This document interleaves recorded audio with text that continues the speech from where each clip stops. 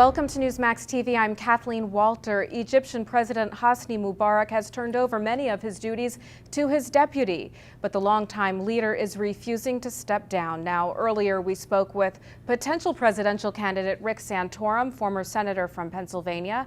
We began by asking him about the Muslim Brotherhood. The Muslim Brotherhood is a very dangerous organization. They are if you look at the founders of the Muslim Brotherhood, it's Hassan al-Banna and it's Sayyid Qutb and others who are jihadists. They wrote the book, if you will, for this radical version of Islam, and they are very clear about what their intention is. They want to impose Sharia law on not just on Egypt, but in the Middle East, and then proceed to conquer lands for Islam and for this view of Islam that they have. So I always say the only difference between the Muslim Brotherhood and al-Qaida is that the al-Qaida is more upfront about the violence they'll use to conquer and to accomplish their purpose. But the Muslim Brotherhood is a very dangerous organization. It is not one we should be dealing with. You're a fiscal conservative. House Republicans have unveiled a partial list of spending cuts totaling $74 billion for the current fiscal year. In your view, is that enough? It's a great start. I mean, I give Paul Ryan and the leadership of the House a lot of credit for moving forward and trying to find a package that the president can sign on to. I commend all the others who are pushing. As someone who was in the the back benches when I came to the Senate, and for that matter the House, but when I was in the majority in the Senate, I was one of those guys who would be putting up the big cuts, the $500 billion cuts, and saying, we need to go further.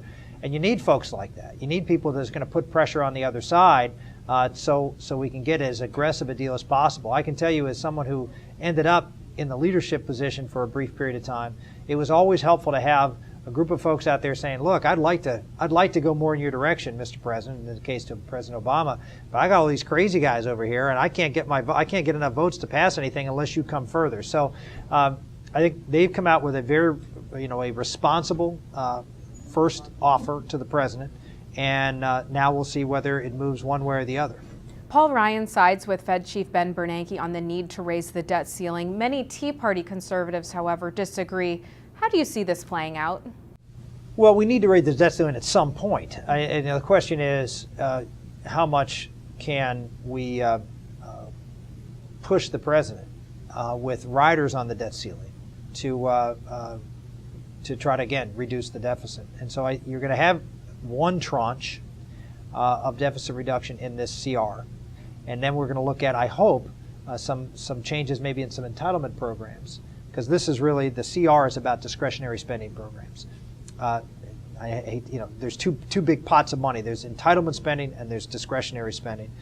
The continuing resolution, which is what's being debated right now, is about the annual spending of Congress.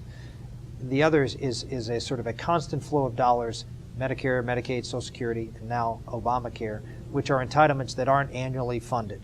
They're ongoing. And so this pot of money is really where we need to go to next, because it is over two-thirds of the budget. And it is the part of government that's growing, well, up until the last couple of years, it was the part of government that was growing faster than anything else. So that's where I hope that they'll try to hone in and try to get some changes in entitlement programs in the debt ceiling. Former Massachusetts Governor Mitt Romney, who is here at CPAC 2, says that President Obama doesn't have a clue as to how to spur job creation. Do you agree with that, and what should be done?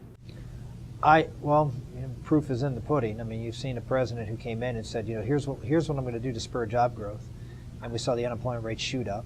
Here's what I'm going to, and that was with the stimulus package. It has been a boondoggle and a waste of money, huge increase in our deficit, and at best a distraction.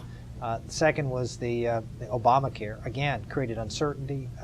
You have a recovery going on out there to some degree, but it's not robust because people are afraid about the expansion of government that has already taken place under Obama and is going to take place over the next couple of years with the implementation of Dodd-Frank, which is the financial bill, and Obamacare. So you've got some big concerns about what he's doing, as opposed to seeing Obama as a force for good in trying to grow the economy. So I would agree with Mitt Romney that that he's been a disaster. You are on the CPAC straw poll, and you've said that you're considering a run for president. Are you running, and if so, when would you announce? I would announce, sometime before the Iowa straw poll, which is August 13th. And that's sort of the first real date that I think candidates have to, if they're going to be serious. Someone like me as a candidate, who's not a top tier candidate, if you will, someone who's not as well known as people who've run before.